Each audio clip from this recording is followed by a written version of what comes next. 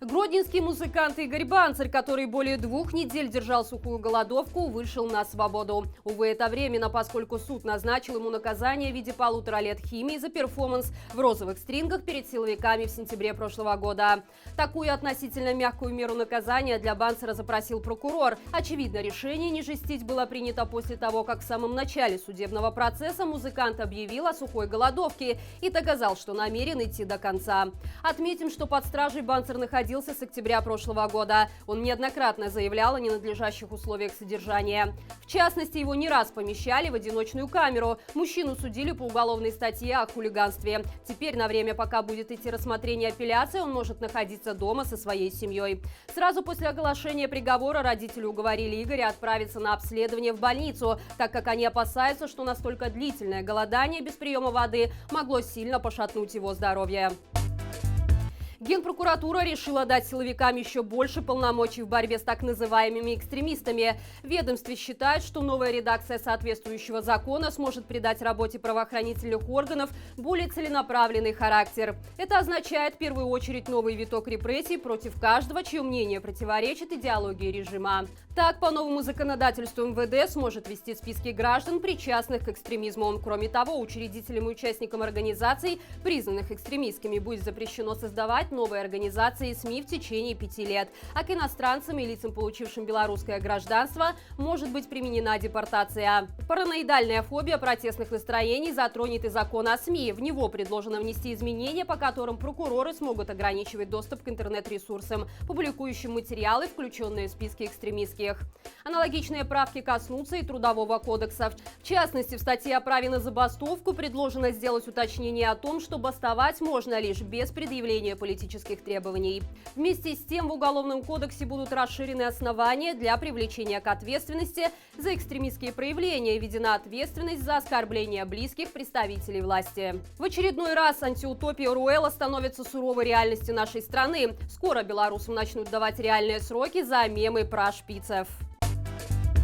Вчера в Минске силовики задержали многодетную мать Ольгу Золотарь и нагрянули с обыском в квартиру ее семьи. Это уже третье за этот год задержание женщины, которая воспитывает 5 детей. Зимой Ольге пришлось побывать на Окрестино из-за фото с дворовым чаепитием, на котором ее даже не было видно. В следующий раз ее бросили в изолятор после того, как силовикам дали ориентировку отлавливать людей в медицинских масках с пакетами соседей в руках. До суда женщина находилась в камере, рассчитанной на 8 человек, куда надзиратели умудрились поместить в 2 раза больше задержанных. В итоге суд не смог дать Ольге сутки, поскольку у нее несовершеннолетние дети, однако ее покарали крупным штрафом. Как оказалось, на этом история не закончилась. Какую абсурдную причину для задержания женщины силовики выдумали на этот раз, пока неизвестно. Израильская компания Cellebrite, выпускающая программные комплексы для взлома мобильных телефонов, в рамках расследования решила остановить свои продажи в Беларуси и Россию, так как в этих странах ее разработки используются против меньшинств, демократических активистов и оппозиционных сил. К таким выводам представители Cellebrite пришли после того, как провели совместно с израильским Минобороны, агентством по контролю за военным экспортом и десятками правозащитников анализ документов по использованию технологий компании за рубежом. В расследовании упомянули дело соратницы Алексея Навального Любови Соболь, когда сотрудник ФСБ незаконно проник в ее квартиру и с помощью ПО израильской компании пытался получить доступ к содержимому ее телефона.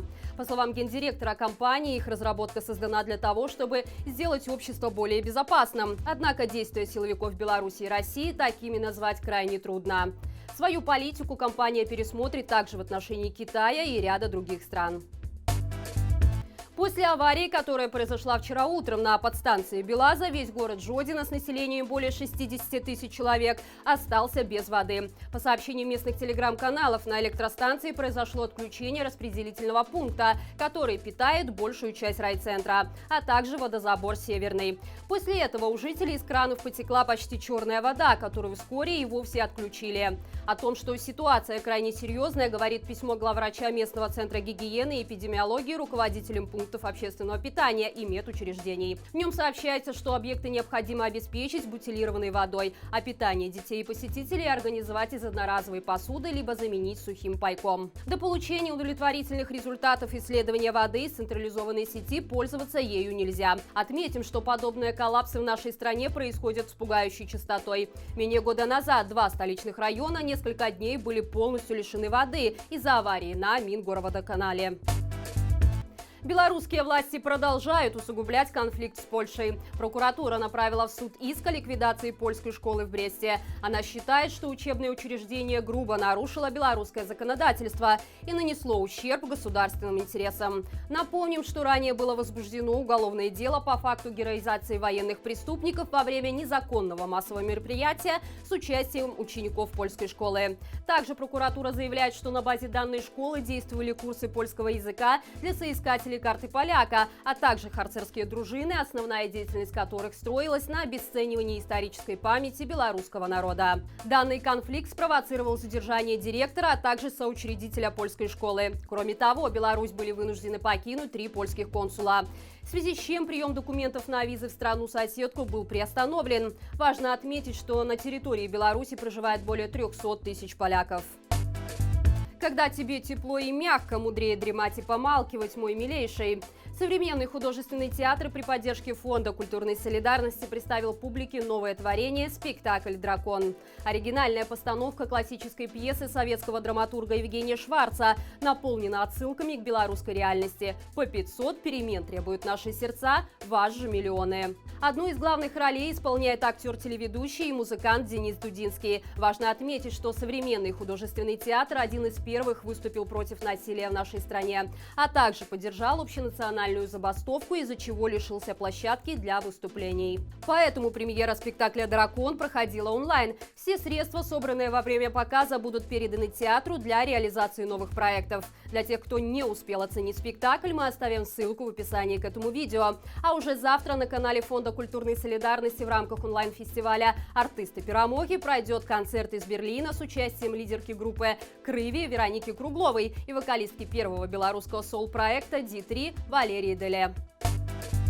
И это все на сегодня. По традиции, в воскресенье подключайтесь к нашему прямому эфиру, где мы с интересными гостями обсудим все самое важное за неделю. Берегите себя и живи Беларусь!